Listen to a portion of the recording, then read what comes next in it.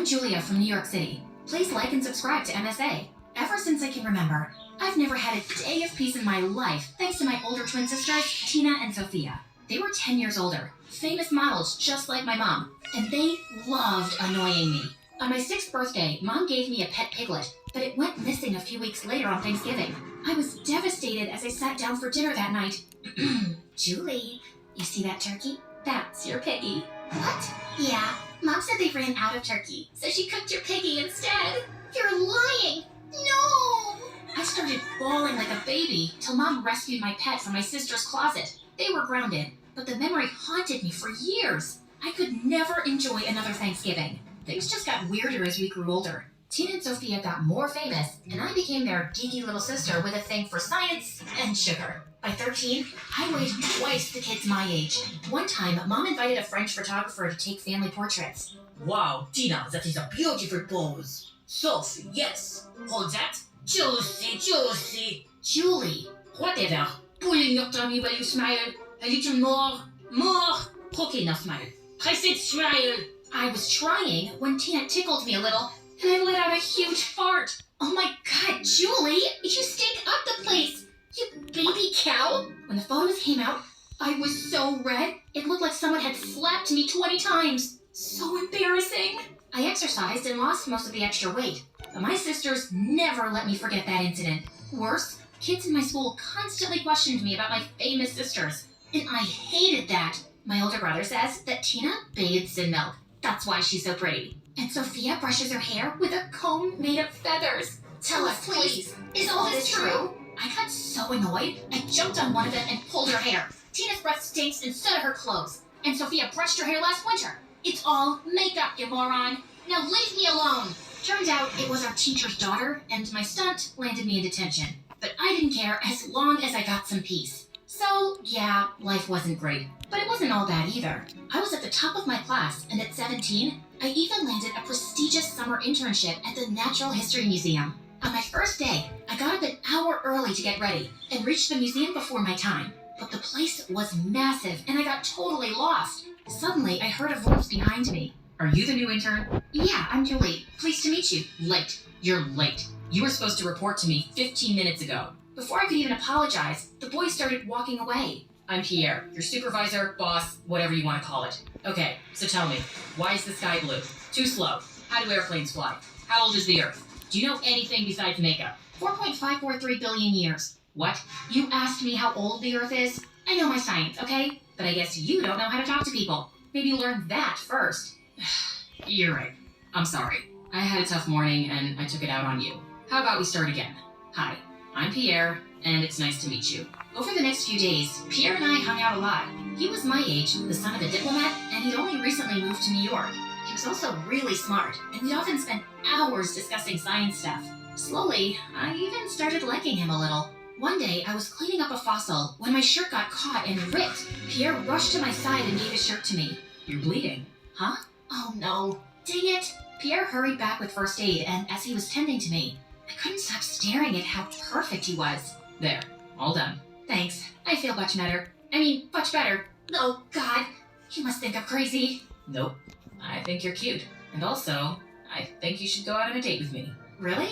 You do? The next day, Pierre took me out to the most amazing restaurant, and we had the best time ever. Soon after, we started dating officially, and things were perfect. That was until one night. Pierre and I were closing the museum, and my sisters stormed in with some friends and started messing around with the museum artifacts. What are you guys doing here? You're always working. So we thought you could use some fun.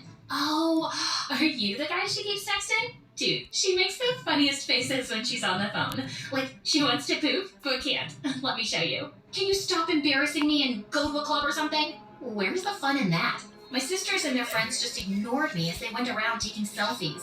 But then the museum security heard the noise and chased them away. I was given an earful, but at least the situation was under control and nothing was damaged. But the next morning, I spotted Tina wearing a dinosaur tooth around her neck. Oh my God, Tina! You're not supposed to take that! It's worth $40,000! Why would a rotten old tooth cost this much? Here, you can have it.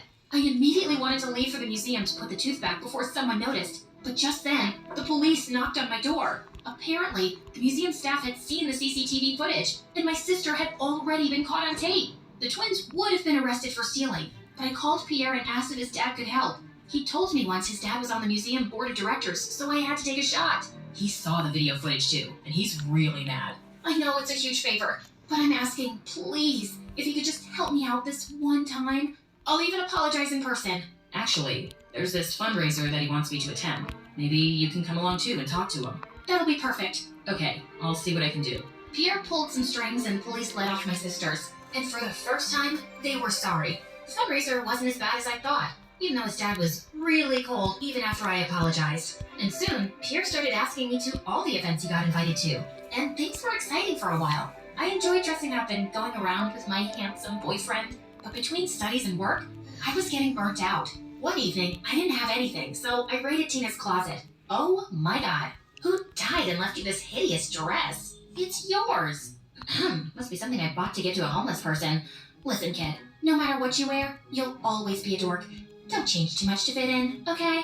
Did you hit your head or something? Anyway, I'm off.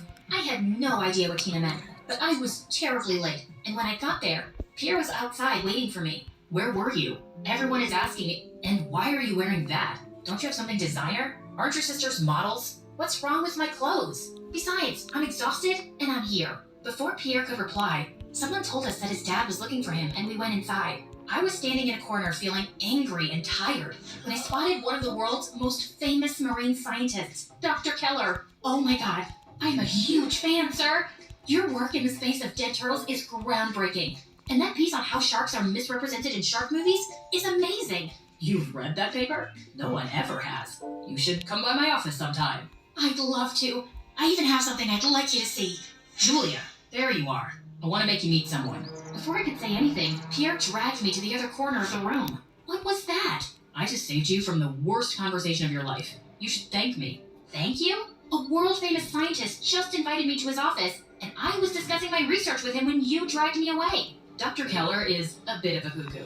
He invites everyone to his office because he's bored all day. It's nothing special. Give me a break. So you think I'm not actually good at what I do? You know what? Save your breath. I've had enough. I'm leaving. And yeah, maybe we should take a break. And with that, I stormed out. Pierre tried calling me later, but I ignored him. And over the next few days, he tried everything to get my attention. He would drop cards in my backpack, leave chocolates, show up with a car full of roses, and when nothing worked, he came up with the ultimate surprise. I spoke to Dr. Keller. He's agreed to meet you next week. Get that research going. You did what? I can't believe it. Oh, thank you. Does that mean we're good? Pierre, I like you, but we belong to different worlds, and I really can't afford distractions. I understand. But at least we can be friends, right? And I can help you finish your research paper. That's the least I can do after everything you've done for me. Pierre was the smart guy, and I could really use his help. We started working day and night, and I often caught him stealing glances at me. By the time we were done, I was exhausted out of my wits. Maybe you should rest. I'll make the final changes and see you at Dr. Keller's office. You sure? That'll be amazing, and thank you for your help. Pierre kissed me lightly on the forehead, and I had butterflies in my stomach. I knew he still liked me, and I liked him too. Maybe I'd give us another shot. But right now, I had bigger fish to fry.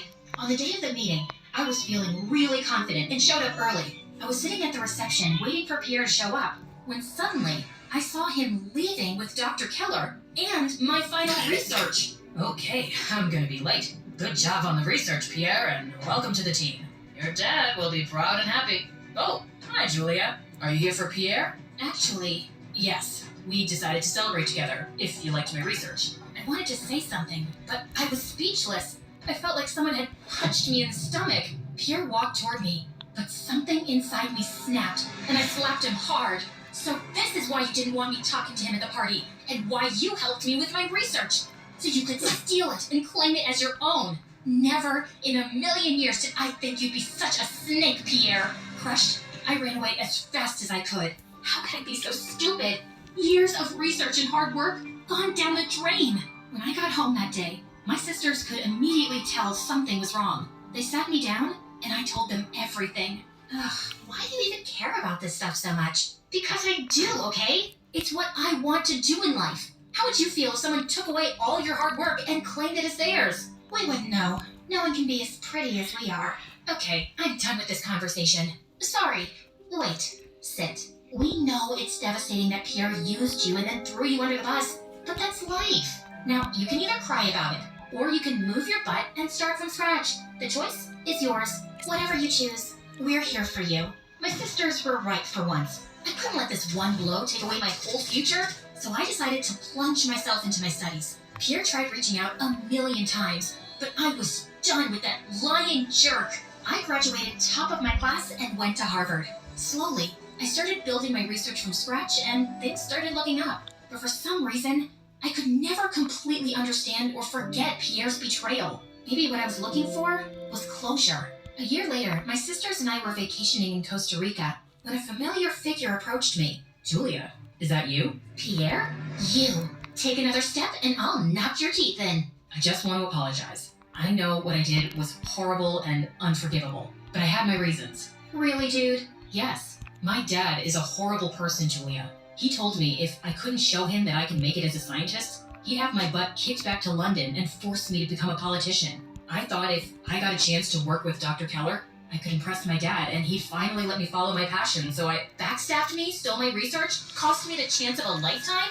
Yes, but if it's any consolation, I never joined Dr. Keller. I just couldn't do it. Listen, I don't care about you or your dad anymore. I trusted you and you betrayed me. Nothing you can say or do will make this right. And if you really want to follow your passion, stand up for yourself. Lying and cheating won't get you anywhere. Now save your face and let's not talk again. Ever. But You heard her. Now leave. Pierre left with a pouty face and both my sisters jumped on me. Look at our baby cow, all grown up. Get off me, you two. We love you. Yeah, love you too. Now stop smothering me.